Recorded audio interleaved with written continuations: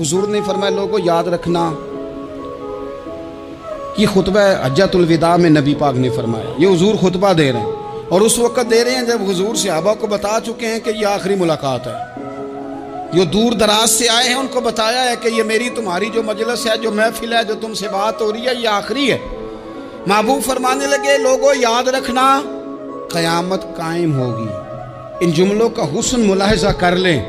फरमाया क़यामत कायम होगी, तुम अपने रब से मुलाकात करोगे और फरमाया तुम्हारा रब तुमसे तुम्हारे आमाल के बारे में पूछेगा। ये खुतबा हज्जतुल अलविदा में करीम ने फरमाया। सुबह तुम उठे, क्या अमल किया, अल्लाह पूछेगा।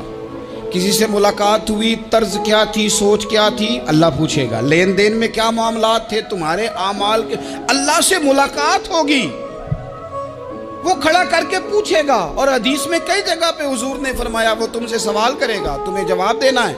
मेरे अजीज भाइयों, तैयार रहना चाहिए, तैयार। हम ना मिन्नत करते हैं आखिरी दिन हो ना, तनख्वाहदार लोग कहते हैं यार ये आखिरी अयाम चल रहे हैं, कोई खर्चा ना बताओ, इसलिए कि हिसाब के मत्थे लगना है। आखिरी दिनों में, बजट के दिनों में लोग परेशान होते हैं कि हिसाब देना है।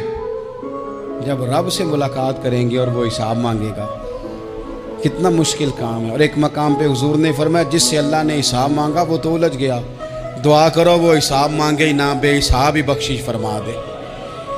नबी पाक सल्लल्लाहु तआला अलैहि वसल्लम ने इरशाद फरमाया इसी खुतबा हज्जतुल अलविदा में। हुजूर फरमाने लगे सुन लो, मैंने तुम तक अल्लाह ताला का पैगाम पहुंचा दिया है।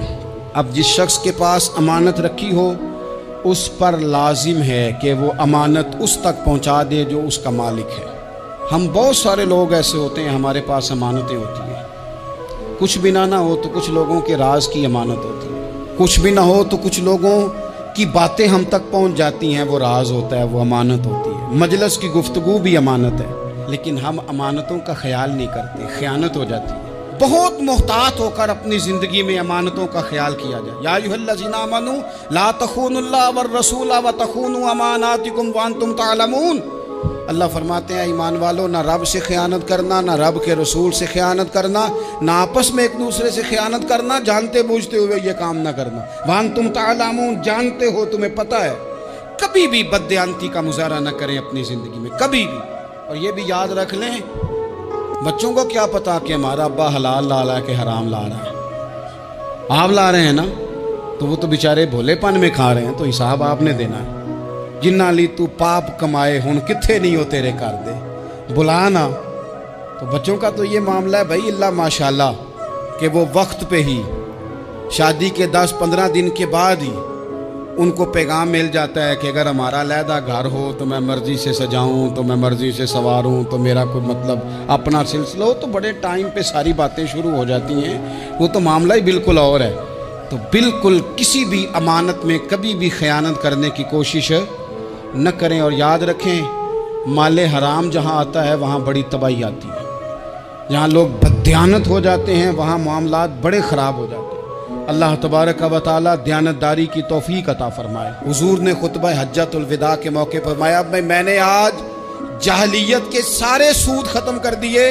नबी पाक मैदान अरफात में खड़े होकर फरमाने लगे जिस बंदे ने भी किसी से पैसे लिए हैं वो असल रकम देगा, जायद नहीं देगा। हुजूर के बड़े करीबी थे एक, फरमाया इन्होंने भी कुछ लोगों से पैसे लिए हुए, चूंकि वो सब लोग करते थे, हराम ही नहीं था।